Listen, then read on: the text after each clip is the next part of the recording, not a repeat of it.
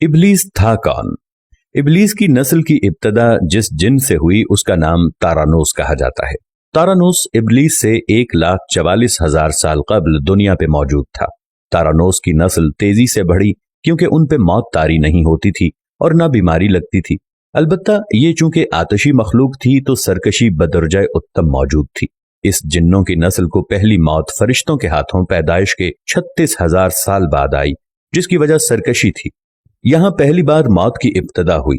इससे पहले मौत नहीं होती थी। बाद में चल्पानेस नामी एक नेक जिन को जिन्नात की हिदायत का जिम्मा सौंपा गया और वो ही शाह जिन्नात करार पाए।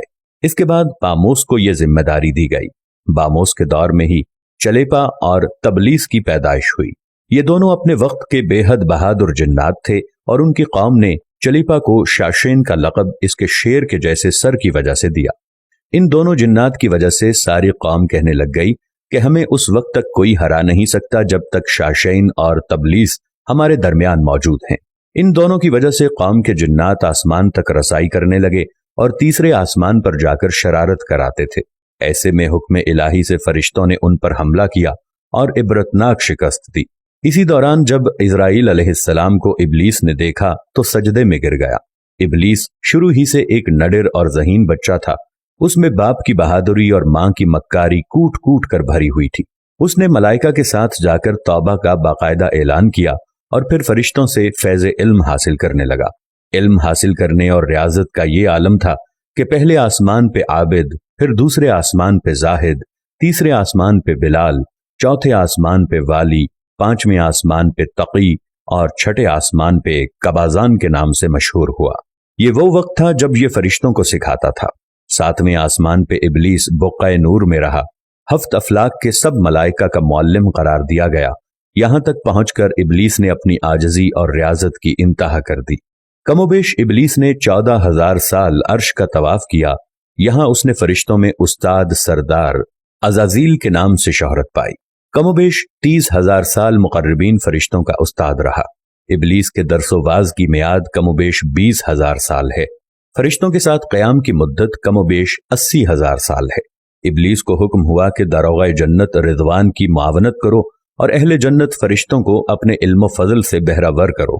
यूं इब्लीस को जन्नत में दाखिले का परवाना मिल गया और जन्नत में भी अपने इल्म से दारोगाए जन्नत रिजवान को सैराब किया और यूं जन्नत और रिजवान की कुंजियां इब्लीस के पास रहीं।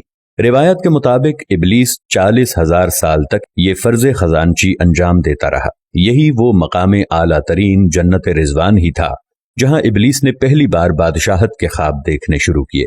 उस वक्त इब्लीस के पास हफ्त इक़लीम, अफलाक, जन्नत और दोज़ख सबका इख्तियार था और उसने चप्पे चप्पे पे सजदे किए थे। मगर यहाँ पे इब्लीस आजिज़ी से पहली बार भटका और खुद को बादशाह बनाने और रब बन जाने के ख्वाब देखना शुरू किए। कई मलाइका के सामने रबूबियत की बात भी की, मगर मलाइका के इनकार के सबब चुप हो गया और यूं निजाम चलता रहा। मगर इस सब से अल्लाह ताला की जात बेखबर न थी। फिर आदम अलैहिस्सलाम की तख्लीक का मरहला आया जिसके कुरान मजीद में वाक़यात बयान हुए हैं। इब्लीस आदम अलैहिस्सलाम को जुज जुज मरहलावार मुख्तलिफ अक़साम की मट्टी से तख्लीक होता देखता रहा और चुप रहा। मगर जैसे ही उसे ये मालूम हुआ कि ये आदम अलैहिस्सलाम अल्लाह ताला के नायब हैं तो उसने वावेला किया, इबादत और इताअत का वास्ता दिया। फिर तंज किया कि मुझ जितनी इबादत किसने की, और आदम अलैहिस्सलाम को सजदा करने से इनकारी हो गया। तब अल्लाह ताला ने कहा, निकल जा शैतान मरदूद।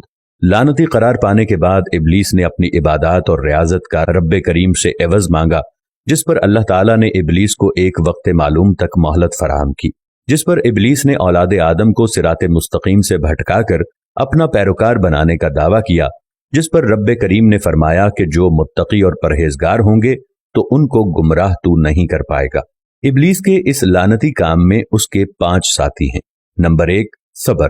इसके इख्तियार में मुसीबतों का कारोबार है, जिसमें लोग हाय वावेला करते हैं, गिरेबान फाड़ते हैं, मुंह पे तमाचे मारते हैं और जाहिलियत के नारे लगाते हैं।